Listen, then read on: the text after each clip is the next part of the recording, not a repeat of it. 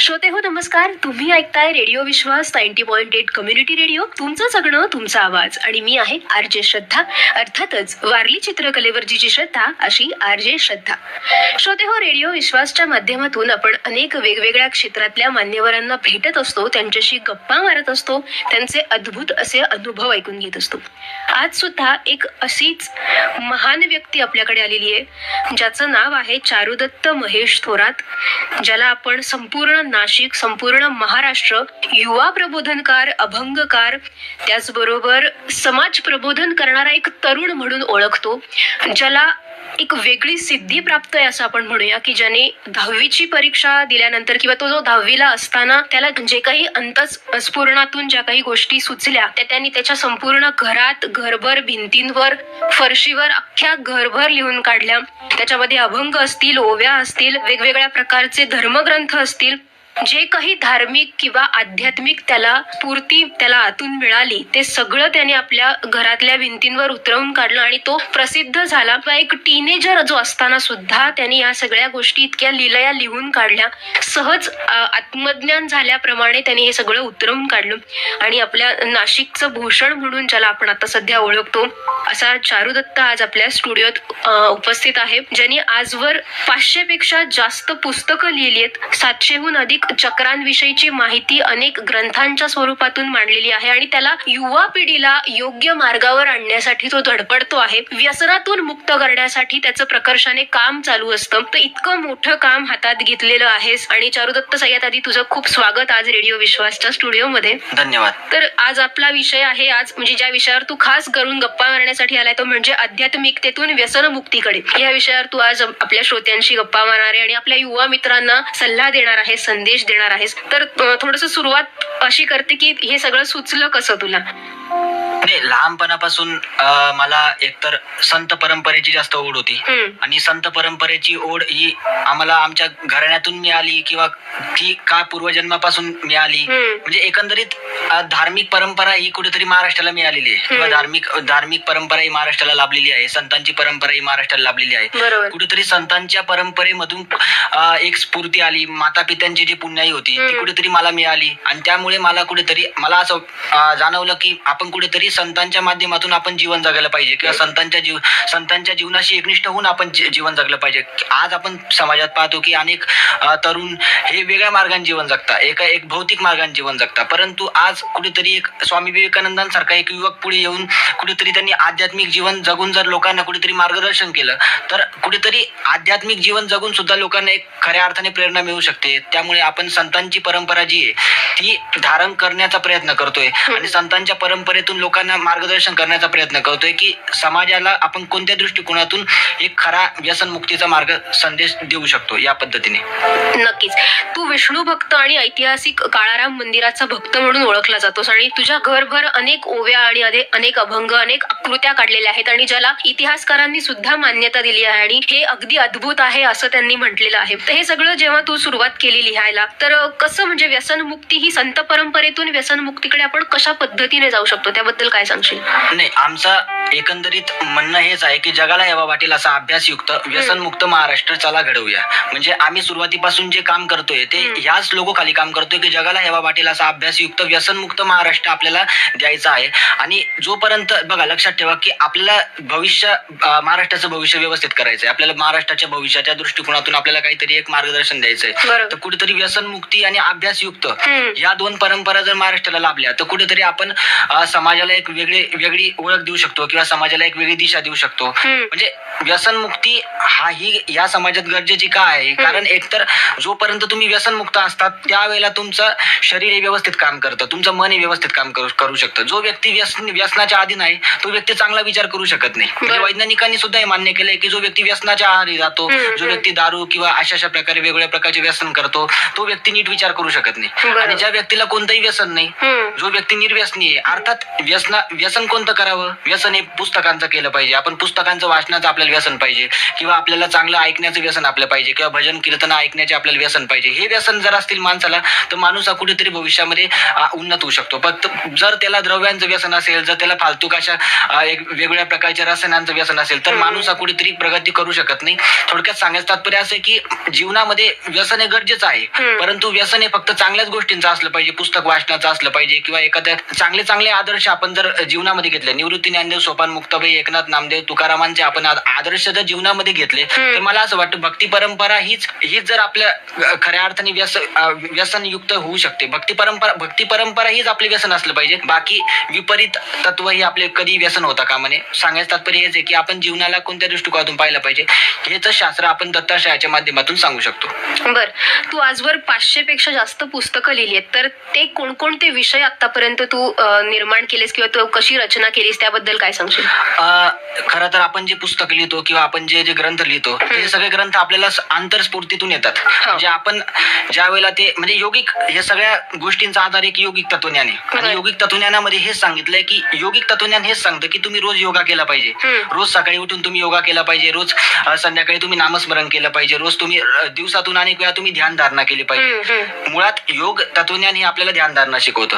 आणि जिथे ध्यानधारणा आहे तिथे आपल्याला व्यसनाची कुठेही म्हणजे व्यसन मुक्तीचा संदेश तिथे दिला जातो. म्हणजे रोज तुम्ही जर नामस्मरण केलं, रोज तुम्ही कपालभाती केली, रोज जर तुम्ही सूर्यनमस्कार केला, रोज जर तुम्ही प्राणायाम केला तर मला असं वाटतं तुम्हाला जीवनामध्ये कोणत्याही प्रकारचे आजार होणार नाही, तुम्हाला कोणत्याही शरीराचे आजार होणार नाही, तुमचं मन हे सदैव निरोगी राहील. आणि जगामध्ये जितकेही लोक यशस्वी झाले तर प्रत्येक यशस्वी लोकांनी तेच सांगितलं की आम्ही रोज कोणता ना कोणता योगा करतो. आता नरेंद्र मोदींनी सुद्धा, आता पंतप्रधान आहे तर पंतप्रधानांनी सुद्धा आपल्याला योगाचा संदेश दिला. हा देश हा योगिक देश म्हणून ओळखला जातो. भारत देश जो आहे हा ना धनाने ओळखला जातो ना कोणत्याही गोष्टीने ओळखला जातो. मला असं वाटतं की या भारताने जगाला पतंजली दिले, या भारताने जगाला मोठमोठे योगिक लोक दिले, या भारताने जगाला रामकृष्ण परमहंस दिले, या भारताने जगाला परमहंस योगानंद दिले. तर कुठेतरी भारताला जी लाभलेली परंपरा आहे ती योगिक तत्वज्ञानाची परंपरा आहे. आणि मला असं वाटतं की जिथे तुम्ही जर योगिक तत्वज्ञानाचा स्वीकार केला तर मला असं वाटतं तुम्ही एकंदरीत व्यसन मुक्तीचा स्वीकार केला. आणि थोडक्यात आपण जे ग्रंथ लिहितो तर ते ग्रंथ अंतस्फूर्तीतून येतात आणि प्रत्येक ग्रंथांचा उद्देश हा फक्त आणि फक्त माणसाचं मानसिक समुपदेशन आहे. आणि एकंदरीत तुम्ही तुमच्या जीवनाची म्हणजे बालपणी अज्ञानपण, तरुणपणी व्यसन, वृद्धपणी राम उपयोग नाही. म्हणजे तुम्ही बालपणी अज्ञानी असतात, तुम्ही काही करतात, तरुणपणात सगळं करून सुद्धा तुम्ही व्यसन करत असाल तर काही उपयोग नाही. थोडक्यात आपली जो माणूस हा व्यसन मुक्त केव्हा होऊ शकतो तर केवळ आपण विचार करतो म्हणून व्यसन मुक्त नाही होऊ शकत. आपली संगत सुद्धा तशीच असली पाहिजे. आपली संगत जर व्यसनी असेल आणि आपण निर्व्यसनाचा विचार करत असू तर आपण कसं काय व्यसन मुक्त होऊ शकतो? थोडक्यात आपली संगत सुद्धा आपण व्यसन मुक्तच ठेवली पाहिजे. आपण चांगली संगत धारण केली पाहिजे. मला असं वाटतं आपल्या जीवनामध्ये आपण कोणाकोणाला आदर्श मानले पाहिजे. स्वामी विवेकानंदांना आदर्श मानलं पाहिजे, डॉक्टर बाबासाहेब आंबेडकरांना आदर्श मानलं पाहिजे, किंवा आपण स्वामी विवेकानंदांना किंवा आपण संत ज्ञानेश्वर, मुक्ताबाई, म्हणजे थोडक्यात संतांच्या परंपरेला, शाहू फुले आंबेडकरांचा हा महाराष्ट्र आहे, यांना आपण आदर्श मानलं पाहिजे. थोडक्यात कुठेतरी आपला जे आदर्श आहे, जर आपला आदर्श प्रबळ असेल तर कुठेतरी आपण चांगल्या अशा वातावरणात जाऊ शकतो किंवा आपण समाजाला एक चांगला दिशा देऊ शकतो, अशा प्रकारे आपण सांगू शकतो. बर, तू निरूपण करतोस तर त्यावेळेला तू कोणकोणते विषय हाताळतोस? काही सामाजिक विषयांवर सुद्धा तू भाष्य करतोस की फक्त धर्मग्रंथ आणि वेद ह्यावरतीच तुझे निरूपण असतात? तर त्याची पद्धत कशी असते आणि काय स्वरूपात तू निरूपण करतोस? आपली जी निरूपणाची जी पद्धत आहे, आपल्याकडे अनेक लोक येतात. म्हणजे दर शनिवार रविवारी आपल्याकडे काव्य विष्णू सदनामध्ये अनेक प्रकारचे अनेक विविध क्षेत्रामधील लोक येतात. आणि आपण म्हणजे थोडक्यात निरूपणाची आपली ही पद्धत हीच आहे की लोक आपले प्रश्न विचारतात आणि त्या प्रश्नावर आपण त्या सविस्तरतेला उत्तर देत असतो. आता उदाहरणार्थ लोक विचारतात की ध्यान कसं केलं पाहिजे किंवा ध्यानाची पद्धती कोणती असली पाहिजे. तर मी लोकांना हेच सांगतो की ध्यान एक अशा पद्धतीने केलं पाहिजे की तुम्ही सहज अशा आसनामध्ये बसून रोज जर तुम्ही रोज नामस्मरण केलं तर ही ध्यानाची उत्कृष्ट पद्धती असू शकते. म्हणजे थोडक्यात आपण लोकांना ध्यान मार्ग कसा करावा किंवा ज्ञान मार्ग कशा पद्धतीने करावा किंवा आपण रोजची जीवनशैली आपण कशी केली पाहिजे किंवा जीवनशैली रोजची एकदम अडखळीच्या जीवनशैलीमध्ये सुद्धा आपण योगिक सामर्थ्य कसं धारण केलं पाहिजे. थोडक्यात एक कर्मकांड न करता आपण थोडक्यात छोटस जीवन जरी जगलो ध्यान माध्यमातून तरी देखील आपण खऱ्या अर्थाने जीवनाला जाणून घेऊ शकतो. किंवा म्हणजे थोडक्यात आमची जी निरूपणाची पद्धत आहे ना तर ती एक एकंदरीत काय आहे की स्वाध्यायाच्या माध्यमातून एकंदरीत स्वतःला जाणून घेण्याची परंपरा आहे. म्हणजे आपल्याला फक्त स्वतःला जाणून घ्यायचंय, आपल्याला विश्वाला जाणून घ्यायचं नाही. आपल्याला फक्त स्वतःला, जोपर्यंत तुम्ही स्वतःला जाणून घेत नाही तोपर्यंत तुम्ही जगाला समजून घेऊ शकत नाही. थोडक्यात तत्वज्ञान हेच सांगतं की योगिक तत्वज्ञान हेच सांगतं की तुम्ही स्वतःला जाणून घ्या. स्वतःला जाणून तुम्ही विश्वाला कुठेतरी कल्याणाचा मार्ग सांगू शकता, अशा प्रकारची व्याख्या आहे. बर, तू आतापर्यंत दत्त संप्रदायावर लिहिलंयस, रामांबद्दल लिहिलेलं आहेस, तर म्हणजे तुला ते स्फुरतं कसं, आणि तू त्यातून कशा पद्धतीने तुझी ती जी काही व्यक्त होण्याची भाषा असते तर ती प्राकृत मराठी असते, आत्ता आपण जी बोली भाषा बोलतो त्या भाषेत असतं, की समोरच्याला समजेल अशा कुठल्या माध्यमातून तू व्यक्त होत असतोस? नाही, म्हणजे कसं असतं माहिती का, जेव्हा मी योगिक अवस्थेमध्ये जातो किंवा मी जेव्हा समाधी अवस्थेमध्ये जातो, थोडक्यात समाधी अवस्था म्हणजे अशी अवस्था की ज्या अवस्थेमध्ये माणसाला ध्यानाची एकंदरीत फक्त ईश्वरच मी आहे किंवा मी ईश्वराशी एकनिष्ठ आहे अशी व्याख्या जेव्हा मनुष्याला प्राप्त होते त्या अवस्थेला आपण समाधी म्हणू शकतो. थोडक्यात बघा, परमेश्वराचा मार्ग आपण का स्वीकारायचा आहे? कुठेतरी या जगामध्ये आपण या जगामध्ये सदैव राहणार नाही. आपण मृत्यूनंतर कोणत्या ना कोणत्या जगामध्ये जाऊ. म्हणजे थोडक्यात या जगामध्ये मृत्यू सुद्धा आहे, या जगामध्ये जनन आहे, तर या जगामध्ये मरण सुद्धा आहे. थोडक्यात कुठेतरी आत्मिक शांतीचा मार्ग, मानसिक शांतीचा मार्ग आपण कुठेतरी ईश्वर चिंतनानेच आपण प्राप्त करू शकतो. येशू ख्रिस्ताने जो मार्ग सांगितला तो ईश्वराचा मार्ग होता. महावीरांनी जो मार्ग सांगितला तो ईश्वराचा मार्ग होता, किंवा गौतम बुद्धांनी जो मार्ग सांगितला तो सुद्धा शांतीचा संदेश देणारा होता. म्हणजे जगामध्ये जितके पण श्रीकृष्णाने जो मार्ग सांगितला तो सुद्धा शांतीचा संदेश होता. थोडक्यात जगामध्ये जितकेही महान पुरुष झाले तर सगळ्यांनी शांतीचा संदेश दिला. तर प्रत्येकाने काय सांगितलं की ईश्वराशी एकनिष्ठ राहा. ईश्वराला तुम्ही निराकार रूपाने माना तरी तो ईश्वर आहे, तुम्ही साकार रूपाने माना तरी तो ईश्वर आहे, तुम्ही एका स्वतःच्या शुद्धाम रूपाने माना तरी तो ईश्वर आहे. म्हणजे ईश्वराची 3 व्याख्या आहे, ती अशा प्रकारे दिलेली आहे. थोडक्यात जेव्हा मी ग्रंथ लिहितो तर ग्रंथ हे आपण मराठी भाषेमध्ये पण आपण लिहिलेले, किंवा म्हणजे थोडक्यात लोकांना समजेल अशा भाषेमध्ये सुद्धा ते अभंग येतात. आणि काही अभंग हे गुप्त ज्ञान दत्ताश्री भाषेमध्ये येतात. म्हणजे गुप्त भाषेमध्ये, म्हणजे तुम्ही जर एकदा कधी आले काव्यविश्व सदनामध्ये तर तुम्हाला सर्व दिसेल की गुप्त ज्ञान दत्ताश्री भाषा अशी आहे की जी भाषा या जगामध्ये कुठेच नाही. म्हणजे गुप्त म्हणजे अनेक आपल्याकडे इतिहासकार सुद्धा येऊन गेले किंवा अनेक आपल्याकडे पत्रकार सुद्धा येऊन गेले आणि प्रत्येकाने त्या भाषेचा सुद्धा अभ्यास केलेला आहे. ती भाषा या जगामध्ये एक वेगळी भाषा आहे. गुप्त ज्ञान दत्ताश्री भाषा ही योगिक भाषा आहे. आणि ज्यांना ती भाषा समजत नसेल, अनेकांनी आग्रह केला की आम्हाला ती भाषा समजत नाही किंवा योगिक भाषा समजत नाही, त्यासाठी तुम्ही त्याचं निरूपण करा, मराठीमध्ये त्याचं रूपांतर करा. त्याच्यामध्ये आपण निरूपण करून त्याचं मराठीमध्ये रूपांतर केलं आणि मराठीमध्ये सुद्धा आपण त्याचे ग्रंथ, आपण आपले ग्रंथ दर 14 जानेवारीला आपण छापत असतो आणि ते लोकांना आपण उपलब्ध करून देत असतो. आणि त्या मागचं एक वेगळं प्रयोजन आहे, त्या म्हणजे तुझा जन्मदिवस असतो 14 जानेवारीला आणि त्या दिवशी तू ते प्रकाशित करतो. तर प्रत्येक पुस्तकाची किंवा तू जे काही लिखाण करतो त्याची अशी काही ठराविक वेळ असते? तुझ्या समाधी अवस्थेचं असं काही विशिष्ट वेळेला असतं की काय? म्हणजे समाधी अवस्था कशी असते की बघा, समाधी या अवस्थेमध्ये, समाधी याचा अर्थच हा आहे की त्याच्यावर तुमचं स्वतःचं नियंत्रण नाही. समाधी कधी होऊ शकते, म्हणजे अक्षरशः रात्री 12 वाजता सुद्धा समाधी लागू शकते, रात्री 3 वाजता.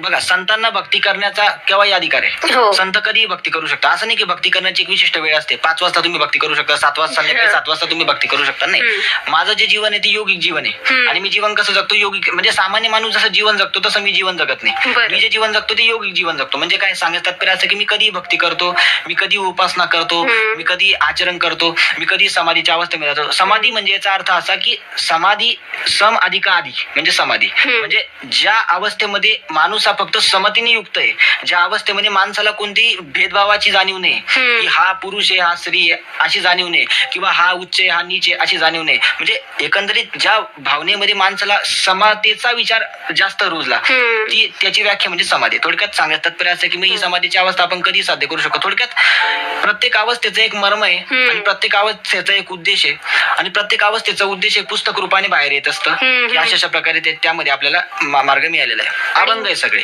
अच्छा, अभंगाच्या स्वरूपात सही रचना आहे. आणि ज्या वेळेला तुझ्याकडे 10वी 12वीची मुलं सुद्धा सल्ला घेण्यासाठी येतात आणि त्यावेळेला तू त्यांना जे मार्गदर्शन करतो, MPSC चे पण येतात, तर त्यावेळेला ते सगळं मार्गदर्शन अगदी अचूक निघतं का? परीक्षेला आलेला प्रश्न तोच असतो जो तू आधी सांगितलेला असतोस. तर ह्या मागचं काय नेमकं कारण आहे किंवा तुला ते कसं ज्ञात होतं? नाही, कसं आहे माहितीये का की बघा, आजचे विद्यार्थी हे नीट अभ्यास करत नाही. आजचे विद्यार्थी मनापासून अभ्यास करत नाही. मी जेव्हा 10वीला होतो ना, तर आमच्या शिक्षकांनी आम्हाला काय सांगितलेलं असायचं माहितीये का की मी गाईड वापरायचो नाही. बघा, आयुष्यात जर तुम्हाला यशस्वी व्हायचंय ना तर कधी तुम्ही गाईड वापरू नका, वेगळं असं काहीतरी रेफरन्स वापरू नका किंवा वेगळी अशी नोंदणी वापरू नका. मी आयुष्यात अभ्यास कसा केलाय हे मी तुम्हाला सांगतो की मी केवळ पुस्तक वाचतो, जे ओरिजिनल पुस्तक आहे ते मी वाचतो. म्हणजे तुम्ही जर गाईडाचा आधार घेऊन जर वाचन करत असाल तर तुम्हाला कधीच अभ्यास येणार नाही.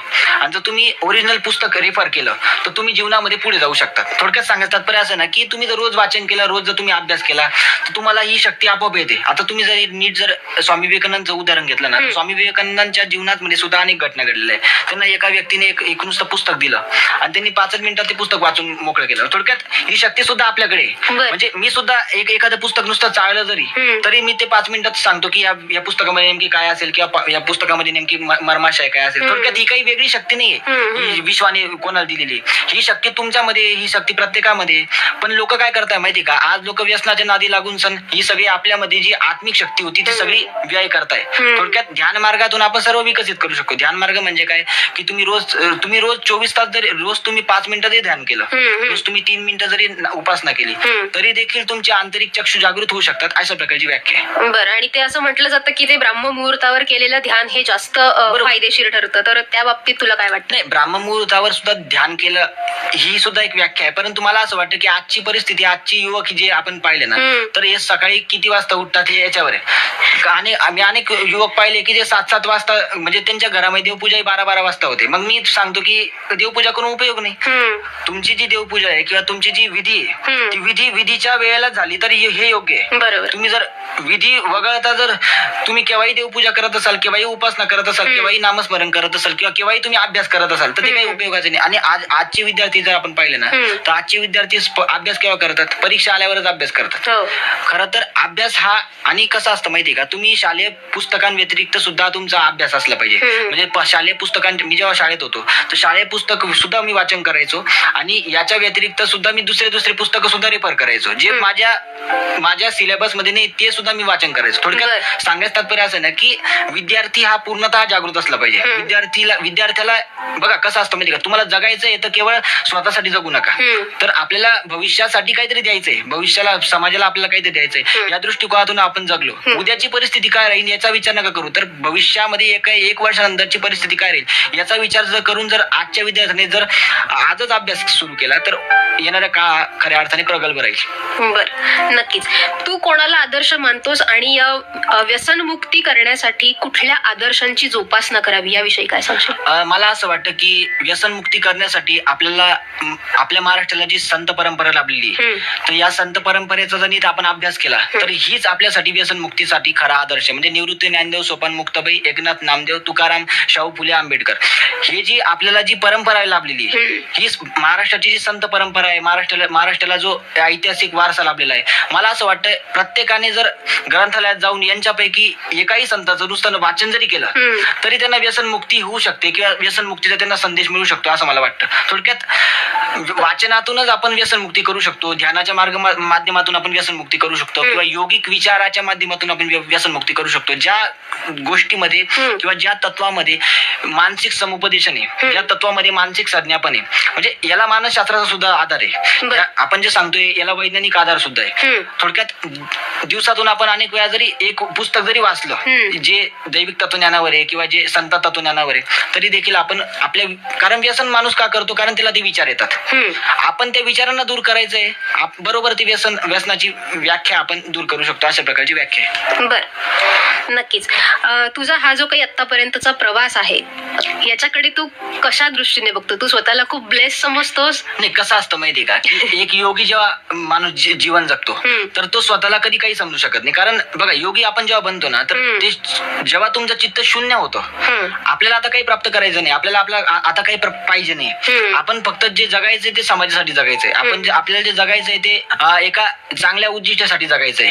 ही व्याख्या जेव्हा मनुष्याला प्राप्त होते तेव्हा तो योगी बनू शकतो. मला असं म्हणायचंय की नुसतं माळ घालून किंवा नुसते कपडे घालून भव्य कपडे घालून कोणी योगी बनत नाही. थोडक्यात योगिक तत्वाचा वारसा जोपर्यंत तुम्ही जपत नाही तोपर्यंत तुम्ही योगी बनू शकत नाही. थोडक्यात सांगायचं तात्पर्य असं आहे की मला असं वाटतं की अजूनपर्यंत मी काहीच नाही, येणाऱ्या काळात जर मी समजा महाराष्ट्रासाठी काही चांगलं काम केलं तर कुठेतरी ते अजून मला काहीतरी प्राप्त झालं असं मी समजेल. नक्कीच. तर साधारण कशी असते दिनचर्या? किती वेळ साधना, किती वेळ निरूपणासाठी किती वेळ देतोस? लोकांचे प्रश्न सोडवण्यासाठी तू कसा उपलब्ध असतोस, त्याबद्दल काय सांगशील? नाही, कसं असतं की आपली निरूपणाची वेळ असते, आपण दर शनिवार आणि रविवार आपण निरूपण घेत असतो. किंवा आता समजा एखाद्याला एखादे म्हणजे पूर्वसूचना किंवा पूर्वकल्पना देऊन सुद्धा लोक आपल्याकडे येत असतात. आणि अनेक लोक पंजाब, हरियाणा अशा राज्यामधून सुद्धा येतात. म्हणजे असं नाही की महाराष्ट्रामधून लोक येतात, आता अनेक लोक बाहेरच्या देशामधून सुद्धा आलेले आणि ते सर्व काही उपलब्ध आहे. थोडक्यात सांगायचं तात्पर्य असं नाही की लोक येतात याचा अर्थ काय की पंचवटीचं महात्म्य सुद्धा लोकांना पाहायचं असतं. थोडक्यात आपण जे सांगतो आपल्या निरूपणामध्ये मनामध्ये काय आहे की मी लोकांना एकच सांगतो की आपल्या नाशिकला जो वारसा लाभलेला आहे, नाशिकचा जो वारसा आहे तो पंचवटीचा वारसा आहे, नाशिकला रामाचा वारसा लाभलेला आहे, नाशिकला काळाराम मंदिराचा वारसा लाभलेला आहे, नाशिकला एकंदरीत जो वारसा म्हणजे काळाराम मंदिराचा जो इतिहास आहे, काळाराम मंदिराला सामाजिक पार्श्वभूमी सुद्धा आहे, ऐतिहासिक पार्श्वभूमी सुद्धा आहे. थोडक्यात सांगण्याचं तात्पर्य असं आहे की मी लोकांना जे निरूपण करतो ते सामाजिक दृष्टिकोनातून सुद्धा करतो आणि धार्मिक दृष्टिकोनातून सुद्धा करतो. थोडक्यात दोन्ही मार्गाने म्हणजे थोडक्यात आपल्याला संविधानिक भूमिका सुद्धा आपल्याला टिकवायची आहे आणि आपल्याला धार्मिक भूमिका सुद्धा टिकवायची आहे. थोडक्यात आणि आपली जी भूमिका आहे, आपली जी आध्यात्मिक भूमिका आहे ती जर संविधानिक मार्गातून जर पुढे गेली म्हणजे विश्वास, श्रद्धा, उपासना यांचे स्वातंत्र्य, या स्वातंत्र्याला उपभोगून आपण जर खऱ्या अर्थाने जर कोणालाही त्रास न देता आपण सामाजिक सलोखा जर जपला तर निश्चितपणे आपल्याला खऱ्या अर्थाने व्याख्या त्याची करता येऊ शकते. नक्कीच. खूप छान बोललास तू आणि इतकं पोटतिडकीने बोललास आणि इतक्या तरुण वयात तुझे इतके आदर्श विचार आहेत. मुळातच तुझ्यावरती देवाची विशेष कृपा आहे असं आपण म्हणूया. तर जाता जाता आपल्या तरुणांना काय संदेश देशील? संदेशाच्या रूपाने मी दत्ताश्रय पुस्तकामधील मी एक वाक्य सांगू इच्छितो. वासना ही डोळ्यांना आंधळी करते, कानांना बहिरी आणि वाचेला मुकी करणारी ती असते. ज्याप्रमाणे सुरुवातीला हौशेने म्हणून माणूस दारू पितो, त्या हौशेचे रूपांतर सवयीत होते, सवय वाढता वाढता व्यसनात परिवर्तित होते आणि एक दिवस अशी येऊन पोचते की ज्या अवस्थेत माणूस दारूला गिळत नसून दारूच माणसाला गिळायला लागते. अगदी हीच अवस्था वासनेची आहे. वासना ही व्यसनाची असो वा धनाची अथवा कशाची, ती शेवटी वासना म्हणूनच गणली जाईल. वासना आत्म्याची अमरता नष्ट करणारी आहे. ज्याने कुणी आपल्यातील वासनेचा त्याग केला नाही त्याला कधी सत्यदर्शन घडलेलं नाही. थोडक्यात सांगायचं तात्पर्य असं आहे की आपण कुठेतरी आपल्यातील वासनेचा त्याग केला तरच आपण कुठेतरी व्यसनमुक्त होऊ शकतो. अशा प्रकारे मी आपल्याला संदेश देऊ शकतो. नक्कीच. धन्यवाद चारुदत्त, तू आज इथे आलास, इतक्या छान गप्पा मारल्यास आणि व्यसनमुक्ती सारखं कार्य तू हाती घेतलेलं आहेस. असेच समाजहितपर विषय तू हाताळावेस आणि लोकांचं प्रबोधन करत राहावंस अशा तुला सदिच्छा देते आणि आत्तापुरती तुझी रजा घेते. आपण इथेच थांबूया. धन्यवाद. धन्यवाद. श्रोते हो, आत्तापुरतं इथेच थांबूया. पण पुन्हा भेटूच नवीन कार्यक्रमामध्ये. तोपर्यंत ऐकत रहा रेडिओ विश्वास 90.8 कम्युनिटी रेडिओ. तुमचं जगणं तुमचा आवाज. तेथे तू माझा सांगाली, जिथे जातो तेथे तू माझा सांगा.